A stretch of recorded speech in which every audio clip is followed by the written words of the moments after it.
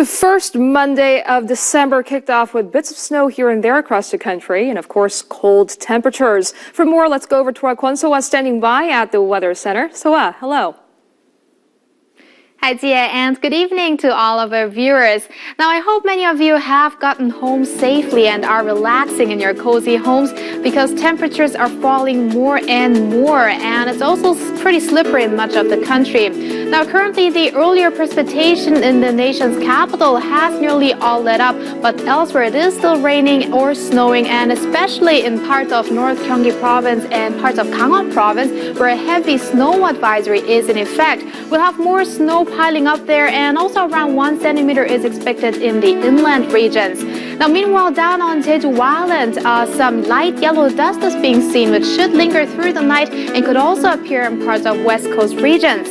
Now, although Tuesday should be dry, the low temperatures could lead to some freezing, so please be careful. Now, other than that, we'll have the start of the day on the cloudy side, but bit by bit, we'll have lots of sunshine later in the day. Now, temperature-wise, the capital Seoul plunges to -6 overnight and only makes it to 0 later on, but due to gusty winds, it may even feel colder.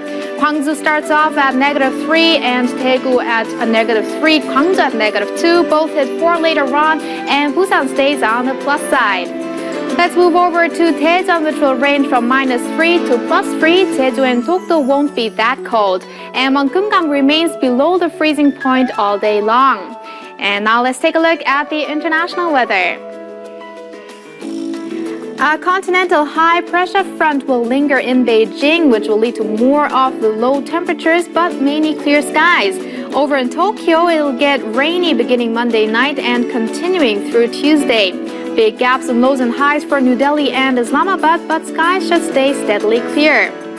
Now, no end in sight for the thunderstorms in Kuala Lumpur as well as Jakarta.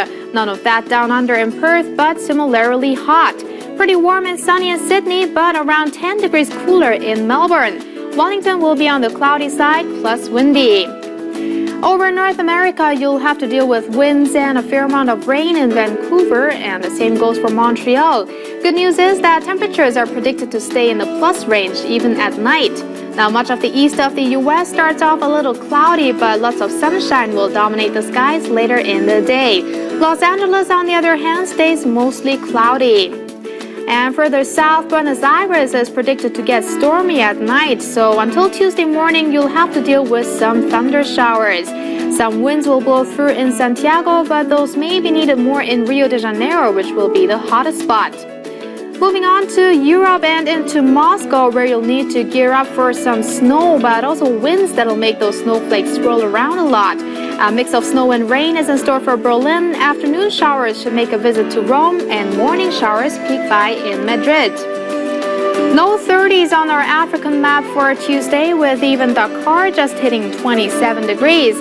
Cairo drops to the low 20s, along with windy and cloudy conditions. Now, the sunnier places will be Tripoli and Algiers. Now, for more weather updates, I'll be back here after 10, so see you then. So I guess we'll need to bundle even more tomorrow. Thank you for that. And that's all the news we're following at this hour. I'm Yoo Ji-hye in Seoul. I'll be back with more news updates on our primetime news at 10 p.m. Korea time. See you then.